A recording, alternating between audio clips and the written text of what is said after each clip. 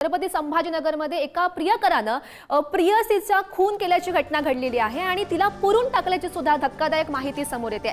महापालिकेच्या आयुष्यमान रुग्णालयामध्ये ही जी मोनिका निर्मळ ही काम करत होती, तिचाच प्रियकर शेख इरफान शेख पाशा यानं लासूर स्टेशन येथील आपल्या शेतात नेऊन आधी या मोनिकाचा खून केला आणि त्यानंतर मृतदेहाची विल्हेवाट लावलेली आहे। त्यानं शेतातल्या एका पडक्या खोलीमध्ये मृतदेह पुरून सुद्धा टाकला। या प्रकरणी प्रियकराला पोलिसांनी बेड्या ठोकलेल्या आहेत। मोनिका जालना ते संभाजीनगर कामानिमित्त प्रवास करायची।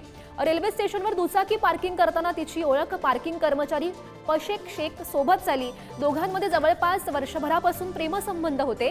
6 फेब्रुवारीला संभाजीनगरला ड्युटीवर गेलेली मोनिका रात्री उशिरापर्यंत जालन्यामध्ये घरी न आल्यानं आईनं पोलिसांमध्ये धाव घेतलेली आहे आणि संपूर्ण हा प्रकार उघडकीस आला।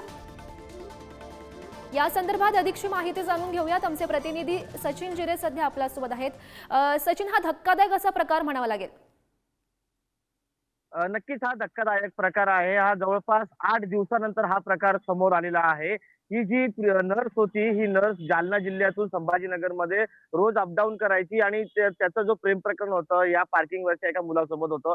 मात्र त्यानंतर त्या मुलाने छत्रपती संभाजीनगरच्या लासूर येथे एका शेतामध्ये त्याला घेऊन गेला, तिथे तिची हत्या केली आणि हत्या केल्यानंतर शेतातल्या एका पडीक घरामध्ये तिला पुरण्यात आलं। मात्र त्यानंतर पोलिसांनी जेव्हा पोलिसी टाक्या दाखवल्या, त्यानंतर त्याने तोंड उघडलं आणि त्याने हत्या करून मृतदेह पुरल्याचं सांगितलं। मृतदेह ज्यावेळेस जमिनीतून काढण्यात आलं बाहेर, त्यावेळेस मृतदेहाचे जे शरीरावरचे जे कपडे होते ते जाळण्यात आले होते आणि त्यानंतर ते आता शवविच्छेदन करण्यात आलेलं आहे।